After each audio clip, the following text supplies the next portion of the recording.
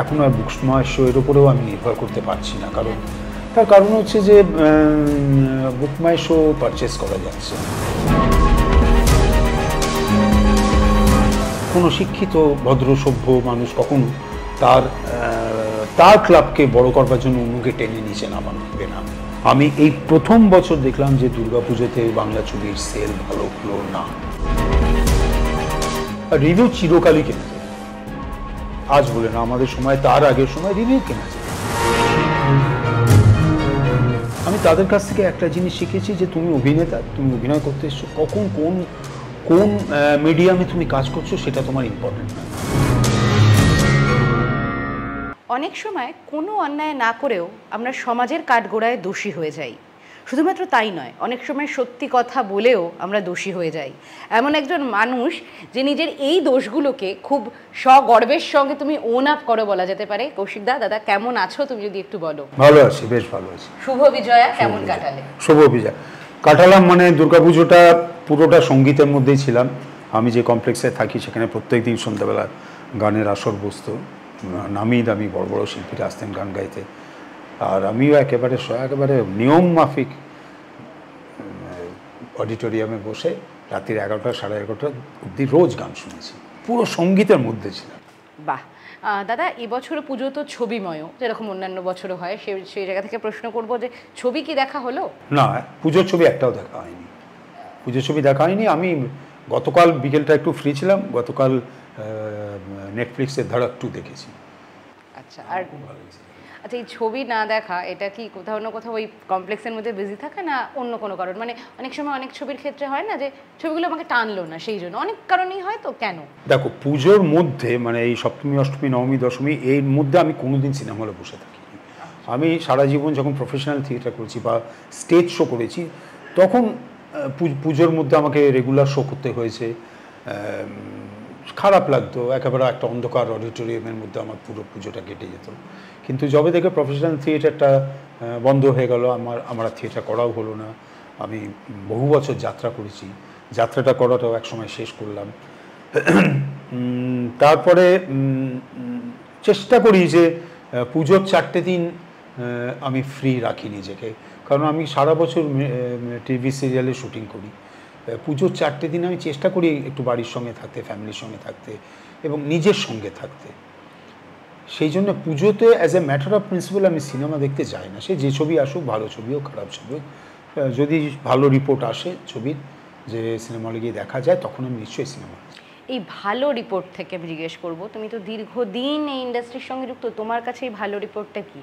বুকমাই show, তোমার কোনো পছন্দের মানুষের রিভিউ, কতগুলো স্টার আছে, রেটিং কি, কিভাবে তুমি বিচার করো? আমি প্রথম বিচার করি ওয়ার্ড অফ মাউথ। একটা সিনেমা রিলিজ হলে ওয়ার্ড অফ মাউথটা হচ্ছে সবচেয়ে বড় পাবলিসিটি। মানে ছবির বিক্রিটা বলুন বা ছবিটাকে সাকসেসফুল করার একমাত্র সম্ভব হয় ওয়ার্ড অফ মাউথটা যদি ঠিক থাকে। ওটা যদি ওইখান থেকে যদি পজিটিভ রেজাল্ট বেরোয়, তাহলে প্রডিউসার বেঁচে গেল।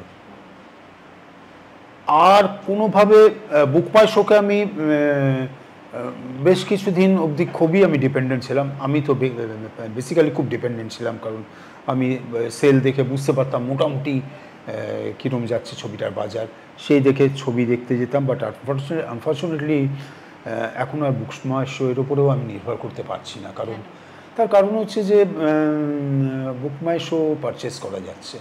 এবং আজকেই সকালবেলা আনন্দবাজার পত্রিকাতে এর উপর একটা আর্টিকেল বেরিয়েছে।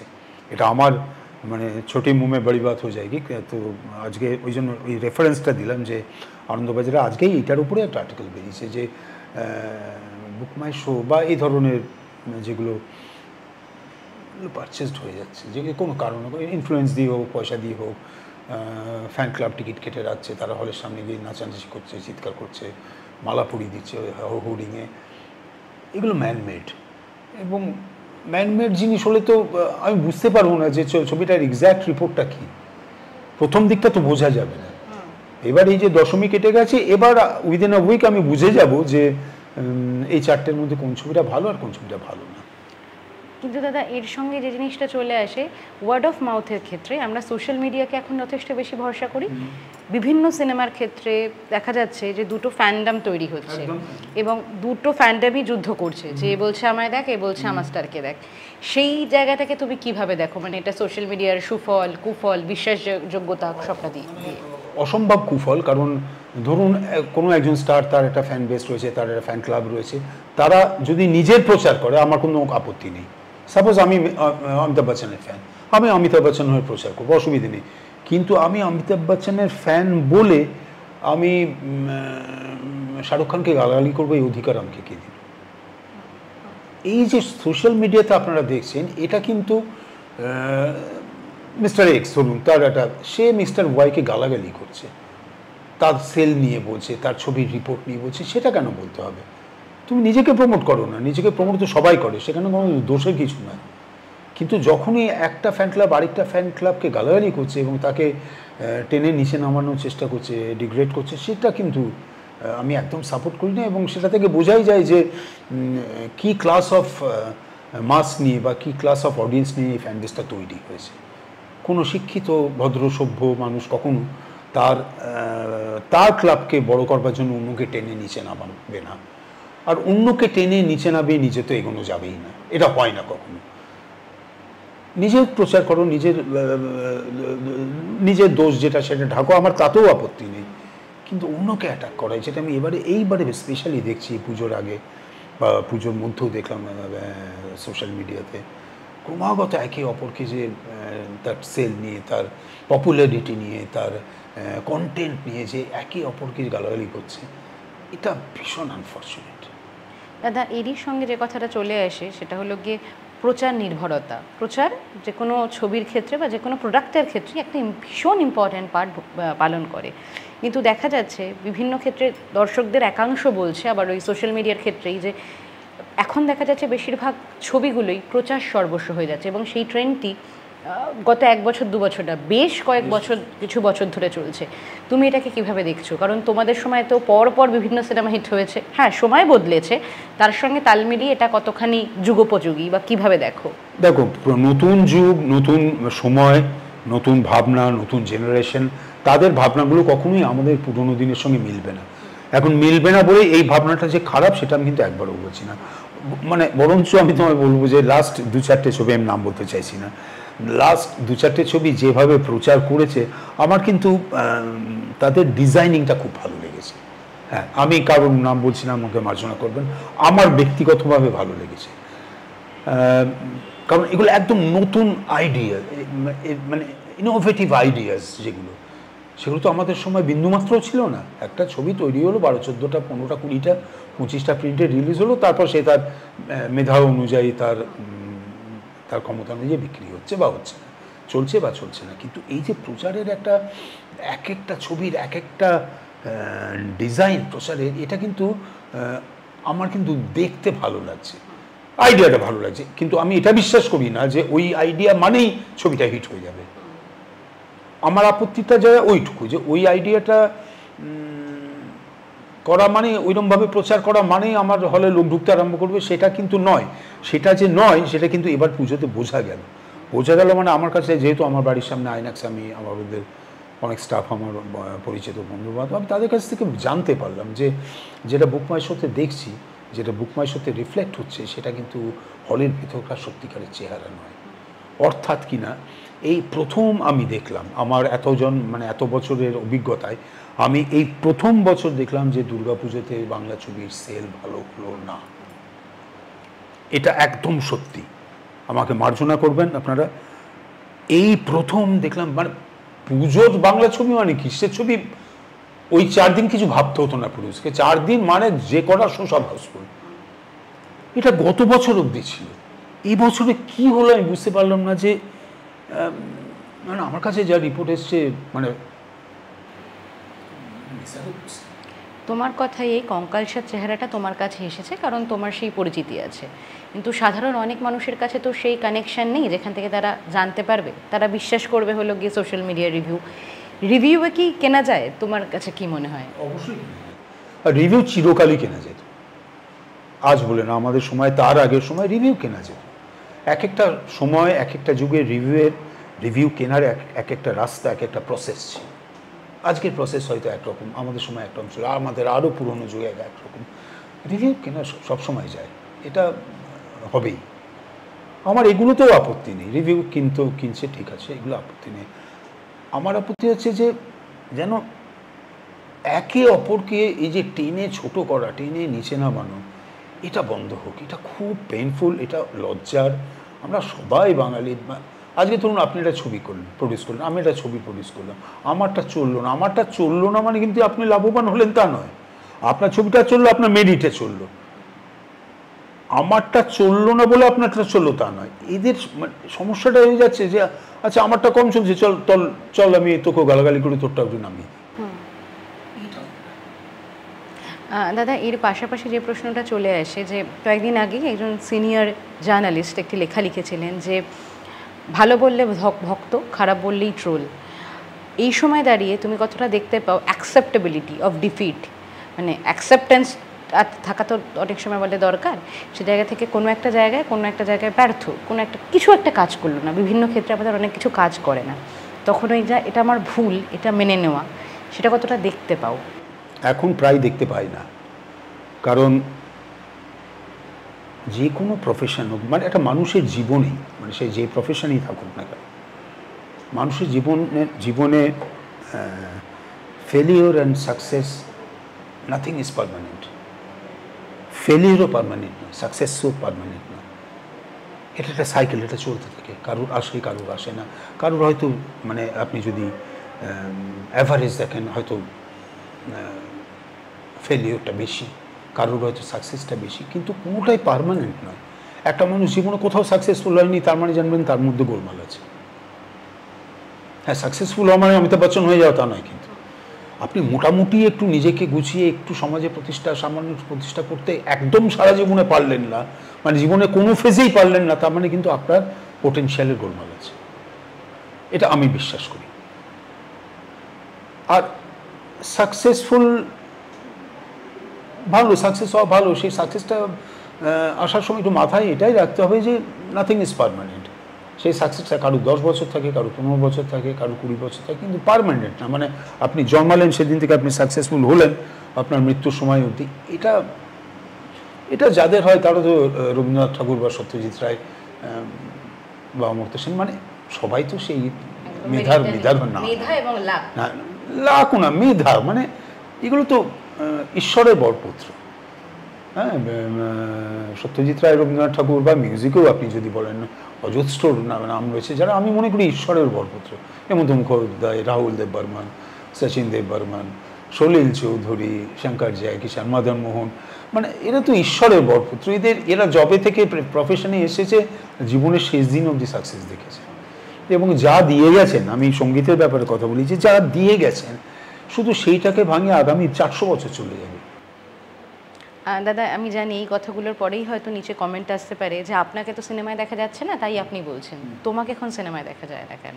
তার কারণ হচ্ছে যে জেনারেশন বদলেছে, রিকোয়ারমেন্ট কমে গেছে, এবং আমার তার নিয়ে কোনো আক্ষেপ নেই, কারণ আমি নিজে একজন প্রফেশনাল অ্যাক্টর এবং আমি আমার গুরু যারা, আমি যাদের কাছে যাদেরকে দেখে বড় হয়েছি, আমি আর তাদের নাম বলছি না কারণ আমি তাদের মুখের যোগ্য না, তবু তাদের নামটা আমি বলছি না। আমি তাদের কাছ থেকে একটা জিনিস শিখেছি যে তুমি অভিনেতা, তুমি অভিনয় করতে এসছো, কখন কোন মিডিয়ামে তুমি কাজ করছো সেটা তোমার ইম্পর্টেন্ট না। তুমি কাজ করছো, তোমার কাজ অভিনয় করা, তুমি করে যাও। তুমি সিনেমা করো কি, টিভি করো কি, যাত্রা করো কি, স্টেজ করো কি, মাচার ফাংশন করো, তুমি অভিনেতা। তো আমি না জীবনটাকে এইভাবে দেখি। আর যে জিনিস চলে গেছে তার দিকে তাকিয়ে হাউতাস করার মতো বোকামি আর কিছুতে নেই, বা যেটা এখন হচ্ছে সেখানে আমার প্রেজেন্সটা নেই, বা আমি রিকোয়ার্ড নই বলি তাদেরকে দেখে চারটে খারাপ কথা বলা, তাদের সৃষ্টি নিয়ে খারাপ কথা বলা, এসব আমি বিশ্বাস করি না। এখন I am not required, doesn't matter. আমি টিভি সিরিয়াল করি, রেগুলার যাই, রেগুলার অভিনয় করি। তো আবার একটা দিন হয়তো একটা সময় আসবে যখন আমি টিভি সিরিয়ালও রিকোয়ার্ড হবো না। দাদা, বেশ কয়েক মাস আগে তোমার এবং লাবণী ম্যামের একসঙ্গে একটা ইন্টারভিউ করেছিলাম, সেখানে কথা হয়েছিল অভিনেতাদের রাজনীতিতে আসা নিয়ে, এবং তোমরা সেটার বিপক্ষেই ছিলে। সে জায়গা থেকে এবছর পুজোতেই বেশ কিছু জনের নামে বলা হয়েছে যে এরকম তারা রাজনৈতিক প্রভাব খাটায়। আদৌ কি রাজনৈতিক প্রভাব খাটে? দেখো, তুমি যদি পাওয়ারফুল হও, তোমার যদি পলিটিক্যাল স্ট্রং ব্যাকগ্রাউন্ড থাকে, মানে in true sense political background যাকে বলা হয়, মানে পলিটিক্যাল ব্যাকগ্রাউন্ড বলতে আমি কিন্তু ধরো কোনো এক রাজনৈতিক নেতা তার পেছনে যে 200 লোক দৌড়ে বেড়াচ্ছে, আমি তাদেরকে আমি পলিটিক্সের লোক বলে মনে করি না। যাদের ডিজিগনেশন আছে, হ্যাঁ, তারা তো পাওয়ারফুল, তারা তাদের পাওয়ার খাটাবেই। দাদা, দেবদা বাংলা ইন্ডাস্ট্রির জন্য অনেকটা চেষ্টা করছে এবং যেভাবে পুল অফ করার চেষ্টা করছে সেটা নিঃসন্দেহে সে জায়গা থেকে কোনো একজন রাজনৈতিক নেতা তাকে নিয়ে যে মন্তব্য করেছেন যে সে রাজনীতির প্রভাব খাটিয়েছে, এগুলো কি আদৌ ধোপে টেকে? না, টেকে না। এই কারণে তুমি যার কথা বলছো আমি বুঝতে পারছি, আমি তার নামটা বলছি না যেহেতু তুমি নামটা বললে না। সেটা হচ্ছে যে আমি তার কাছ থেকে সিনেমা নিয়ে কোনো কথা শুনব না, কারণ তিনি সিনেমা পার্সনই নন। আমার তো মনে হয় না যে তিনি সিনেমা রেগুলার দর্শক। তার সঙ্গে আমার কিন্তু ব্যক্তিগত সম্পর্ক ভালো, হ্যাঁ, কোনো ঝগড়াঝাটি নেই। কিন্তু তিনি তো রাজনৈতিক একটা দলের মুখপাত্র, তো তিনি হঠাৎ দেবের উপরে রেখে গিয়ে এতগুলো কথা বললেন কেন? এটা ঠিক না। কারণ সব থেকে বড় কথা, তিনি আর দেব একই দলে রয়েছেন, একই ব্যানারের রয়েছেন। তাহলে কেন দেব শুধু দেব সে একজন অভিনেতা, প্রডিউসার, সে চেষ্টা করছে একটা ভালো কাজ করবার, সে বেশিরভাগ সময় সাকসেসফুল হচ্ছে, কখনো কখনো হয়তো একটু সাকসেস কম হচ্ছে, ঠিক আছে, সে তো তার কাজটা করছে। তো আমি যার কথা বলছি, আমি তার কাছ থেকে দেবের সম্পর্কে কোনো কথা শোনাটা, এটা আমি সাপোর্ট করি না। না, দেব একজন whole timer in film industry. বরঞ্চ দেব যদি কোনো কিছু পলিটিক্যাল সাপোর্ট বা পলিটিক্যাল নলেজ গেইন করবার জন্য পলিটিক্সের যারা জেনুইন পলিটিক্যাল পার্সন তাদের কাছে গিয়ে যদি পলিটিক্সের ব্যাপারে কিছু শেখে, তখন সেটা আমার ভালো লাগবে যে দেব পলিটিক্সটা শিখছে তার থেকে।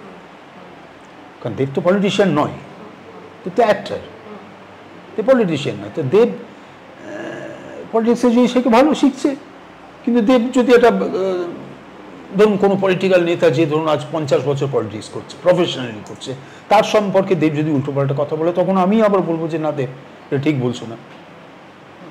তেমনি ওই যে ভদ্রলোক তিনি দেবের নামে বলছেন, ভুল করছেন। কেন দেবের নামে বলবে? দেবের সঙ্গে তার দেবের সিনেমা, দেবের কেরিয়ার, দেবের প্ল্যানিং, দেবের প্রোডাকশন ডিজাইন এই সম্পর্কে তার জ্ঞান থাকার কথাই না। তিনি কেন তিনি ঠিক করছেন না। দাদা, আরও একখানা জায়গা চলে আসে, সেটা হলো মত প্রকাশের স্বাধীনতা এখন সবার আছে এবং বাক স্বাধীনতা নিয়ে এত কথা বলা হয়, কিন্তু অনেক সময় আমরা দেখতে পাচ্ছি যে আমরা কোথাও একটা ফাইন লাইন থাকে, তো কতখানি বলবো কতখানি বলতে নেই সেটা অতিক্রম করে যাচ্ছে। তুমি এটাকে নিয়ে কি বলতে চাও? মানে এটার ক্ষেত্রে দাঁড়িয়ে কি পলিসিং হওয়া উচিত? কুশিক্ষিত মানুষরা, তুমি একজন অশিক্ষিতকে হ্যান্ডেল করতে পারবে, কিন্তু কুশিক্ষিত মানুষকে তুমি হ্যান্ডেল করতে পারবে না। কুশিক্ষিত মানুষের মধ্যে এগুলো থাকবেই। আর কুশিক্ষিত মানুষের হাতে যদি পাওয়ার এবং টাকা একসঙ্গে চলে আসে, তখন হি বিকাম ডেঞ্জারাস। তখন সে ধরা ছোঁয়ার ভাই, সে পৃথিবী কিনে নিতে পারে, তার হাবভাব। তো এগুলো যারা বলে, যারা এই যে একটু আগে বললাম যে অন্যের ব্যাপারে কথা বলো, অন্যকে ছোট করা, অন্যকে ইগনোর করা, অন্য সম্পর্কে আজে বাজে কথা বলা, এগুলো যারা করে আমি তাদেরকে ওই ক্যাটাগরিতে ফেলি। মানে শিক্ষিত, অশিক্ষিত, কুশিক্ষিত, কতগুলো ক্যাটাগরি তো আছে, আমি ওদেরকে ওই কুশিক্ষিত ক্যাটাগরিতে ফেলি। দাদা, তোমার ব্যক্তিগত জীবনে একটা প্রশ্নে আসবো, তবে তার আগে যেহেতু খুব কম তোমাকে আমরা এইভাবে পাই, প্রচারের আলোয় পাই, একটা প্রশ্ন না করলেই নয় যে অনেক সময় বলা হয় যে ভালো অভিনেতা আর স্টার এই দুটোর মধ্যে পার্থক্য আছে, তুমি ব্যাপারটাকে কিভাবে দেখো? স্টার একটা এক্স ফ্যাক্টর নিয়ে হয়, যে এক্স ফ্যাক্টরটার কোনো এক্সপ্লেনেশন নেই। যে নিজের স্টার, সে নিজেও কিন্তু এক্সপ্লেন করতে পারবে না যে সে কেন স্টার। একটা ভীষণ সুন্দর দেখতে, 6 ফুট হাইট, নানারকম জামকাপড় জুতো পরতে পারে, তার মানে যে সে স্টার তা কিন্তু স্টার। ওটা একটা আলাদা মেটেরিয়াল হয়, ওই মেটেরিয়ালটা ইনবিল্ট, ওটা ঈশ্বর তৈরি করে পাঠান মানুষকে, তারপর সেটাকে পালিশ করে আর একটু ঝকঝকে করা হয়। তো সেটা ভগবান সবার মধ্যে দেন না, সেই জন্য স্টার ক্যাটেগরিটাই একটা অন্য ক্যাটেগরি। আমি স্যালিউট করি তাদেরকে। আর যে সমস্ত স্টারই যে একটা ব্রিলিয়েন্ট অ্যাক্টার হতেই হবে এরকমও নয়। এরকম অনেক এক্সাম্পল ইন্ডিয়ান সিনেমাতে রয়েছে যে খুব বড় স্টার, কিন্তু তুমি যদি অভিনয়টা লক্ষ্য করো তুমি বুঝতে পারো যে ব্রিলিয়ান্ট অ্যাক্টর নয়, অ্যাক্টর, কিন্তু স্টার সে অনেক বেশি, তার অনেক ইনবিল্ট কোয়ালিটি, ইনবিল্ট মেটেরিয়াল রয়েছে যাতে সে আর পাঁচজনের থেকে অনায়াসে আলাদা করে তার দিকে চোখ চলে যায়। টলিউডের latest update, gossip and entertainment পেতে সাবস্ক্রাইব করুন শুধুমাত্র সিটি সিনেমা, আর ফলো করুন সিটি সিনেমার Instagram, Facebook, Twitter and ShareChat page.